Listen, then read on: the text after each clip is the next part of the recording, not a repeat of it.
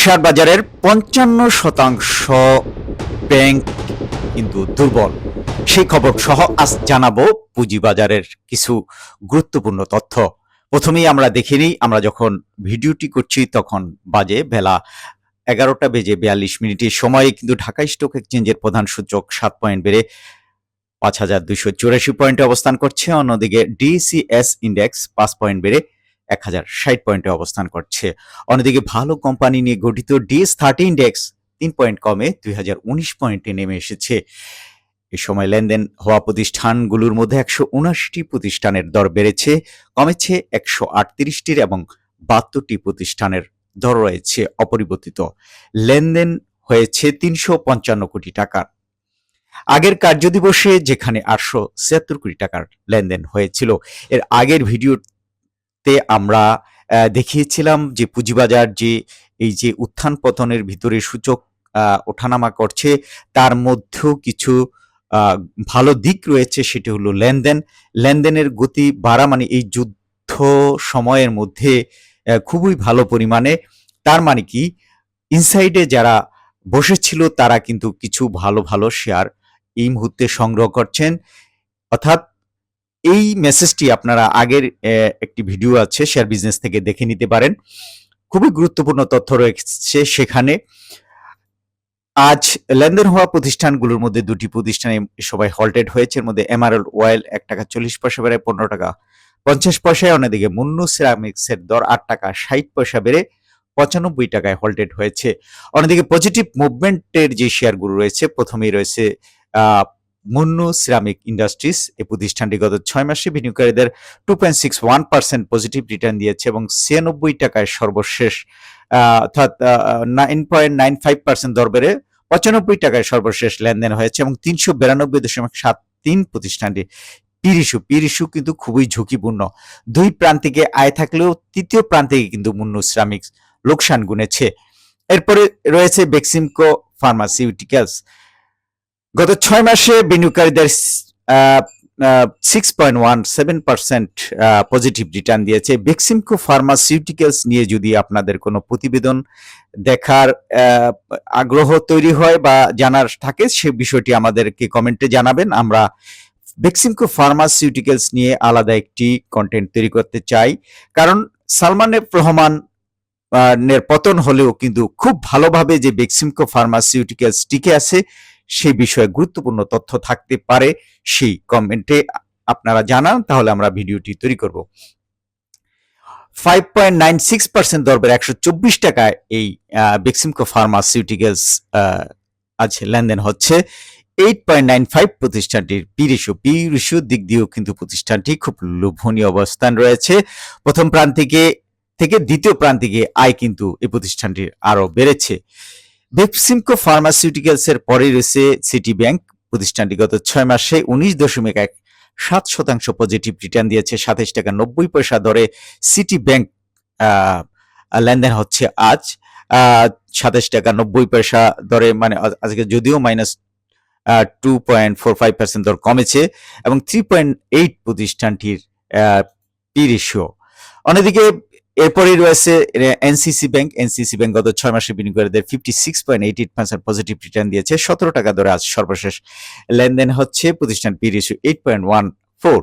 এরপরে রয়েছে মুন্নু ফেব্রিক্স। এই প্রতিষ্ঠানটি গত ৬ মাসে বিনিয়োগকারীদের 15.71% পজিটিভ রিটার্ন দিয়েছে। ২২ টাকা ৯০ পয়সা দরে প্রতিষ্ঠানটি আজ লেনদেন হচ্ছে এবং ৫৫২ প্রতিষ্ঠানটির পির ইস্যুর দিক দিয়ে এই প্রতিষ্ঠানটিও কিন্তু ঝুঁকিপূর্ণ। দুই প্রান্তিকে আয় থাকলেও তৃতীয় প্রান্তিকে লোকসান গুনেছে এই মুন্নু গ্রুপের আরেকটি প্রতিষ্ঠান। এরপরেই রয়েছে মীর আখতার হোসেন লিমিটেড। গত ৬ মাসে বিনিয়োগকারীদের ৩৪.34% পজিটিভ রিটার্ন দিয়েছে। তিন প্রান্তিকে প্রতিষ্ঠানটি আয় রয়েছে, তবে তৃতীয় প্রান্তিকে আয় কিছুটা কমে গেছে। ৩৯ টাকা ৮০ পয়সা দরে আজ সর্বশেষ লেনদেন হচ্ছে। 23.২ প্রতিষ্ঠানটির পির ইস্যু। মীর আখতারের পরেই রয়েছে রিলায়েন্স ইন্স্যুরেন্স। গত ৬ মাসে বিনিয়োগকারীদের ৩৮.৯৬% পজিটিভ রিটার্ন দিয়েছে। গত এক বছরে যা ছিল ৭৫.৫ 0.58%, 92 টাকা 60 পয়সা ধরে আজ সর্বশেষ লেনদেন হচ্ছে। 10.84 প্রতিষ্ঠানটির পি রেশিও। এরপর আছে বিডি থাই ফুড। সাবেক যে স্বাস্থ্যমন্ত্রী ছিলেন তাদের সেই বিডি থাই ফুড, সেই প্রতিষ্ঠানটিও কিন্তু 86.61% পজিটিভ রিটার্ন দিয়েছে, অথচ প্রতিষ্ঠানটি কিন্তু লোকসানে রয়েছে। সুতরাং এটার বাড়া নিয়ে কিন্তু বি ক্যাটাগরির সন্দেহজনক যে এই শেয়ারটি হঠাৎ করেই কেন আবার বাড়ছে, এবং লোকসানি এই প্রতিষ্ঠানটিতে বিনিয়োগ করার আগে অবশ্যই ভেবে চিনতে খোঁজ খবর নিয়ে বিনিয়োগ করবেন, ঝুঁকি নিয়ে কোনো বিনিয়োগের সিদ্ধান্ত নেবেন না। এরপর আছে খান ব্রাদার্স পিপি, এই প্রতিষ্ঠানটি এ ক্যাটাগরির। গত 6 মাসে এই শেয়ারটি কিনে 35.11% লোকসান গুনেছেন বিনিয়োগকারীরা, এবং 3 প্রান্তিকে প্রতিষ্ঠানটি আয় রয়েছে। আজ 50 টাকা 20 পয়সা দরে সর্বশেষ লেনদেন হচ্ছে।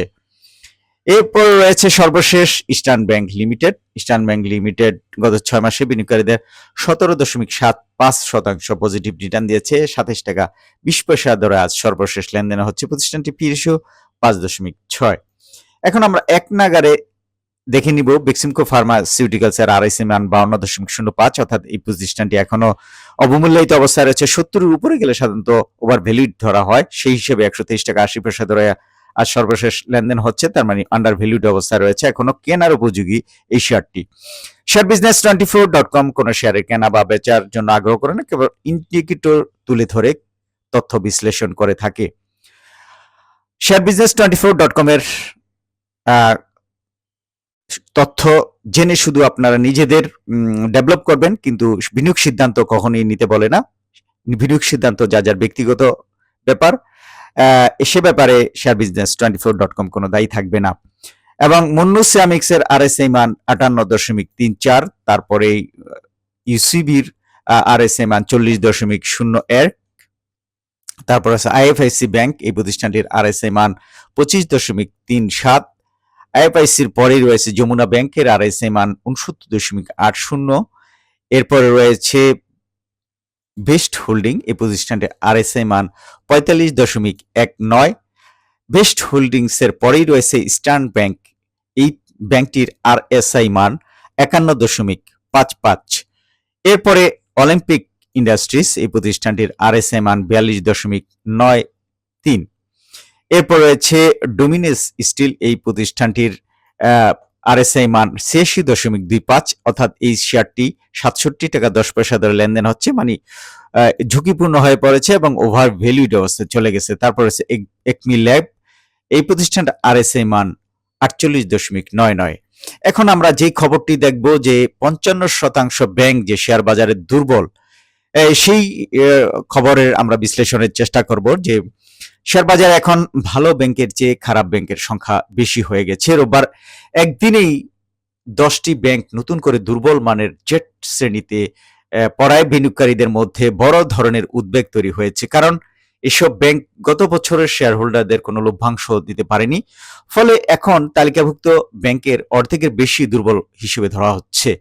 সহজভাবে বললে, আগে যেখানে বেশিরভাগ ব্যাংক ভালো অবস্থায় ছিল, এখন সেখানে অনেক ব্যাংকই ঝুঁকিপূর্ণ হয়ে গেছে, ফলে বিনিয়োগকারীরা দ্বিধায় পড়ছেন। শেয়ার বিজনেস 24.com থেকে এই প্রতিবেদনটি দেখে নেবেন। আমরা যদিও বিশ্লেষণ করছি, এখন এটাকে প্রত্যেকটা উদাহরণ হিসেবে দেখানো হয়েছে যে কেন ঝুঁকিপূর্ণ, সেই বিষয়টি নিয়ে আমরা এখন আলোচনা করছি। ধরুন আপনি 10টি ব্যাংকে শেয়ার কিনেছেন, আগে 6-7টি ভালো ছিল, এখন তার মধ্যে বেশ কয়েকটি হঠাৎ খারাপ হয়ে গেছে। মানে কি, আপনার যে বিনিয়োগ সেটা কিন্তু ঝুঁকিতে পড়ে গেছে এবং ঝুঁকিও কিন্তু বেড়ে গেছে। সুতরাং শেয়ার বাজার ব্যাংকে বিনিয়োগ করার আগে অবশ্যই খোঁজ খবর নিয়ে বিনিয়োগ করবেন। শেয়ার বাজারের নিয়ম অনুযায়ী কোনো কোম্পানি টানা 2 বছর লভ্যাংশ না দিলে তাকে জেট শ্রেণীতে ফেলা হয়। এই শ্রেণীতে পড়লে এই শেয়ার ঋণ সুবিধা বন্ধ হয়ে যায়, লেনদেন কঠিন হয়ে পড়ে এবং বিনিয়োগকারীদের আগ্রহ কমে যায়। অর্থাৎ জেট শ্রেণীর শেয়ারে আপনি কিনলে আপনি সেখানে কোনো ঋণ সুবিধা পাবেন না। এমন শেয়ার কিনলে পরে বিক্রি করতে সমস্যা হতে পারে বা কম দামে বিক্রি করতে বাধ্য হতে হয়। উদাহরণ, আপনি যদি 10 টাকার শেয়ার কিনেন, কিন্তু কেউ কিনতে না চাইলে 7-8 টাকায় বিক্রি করতে হতে পারে।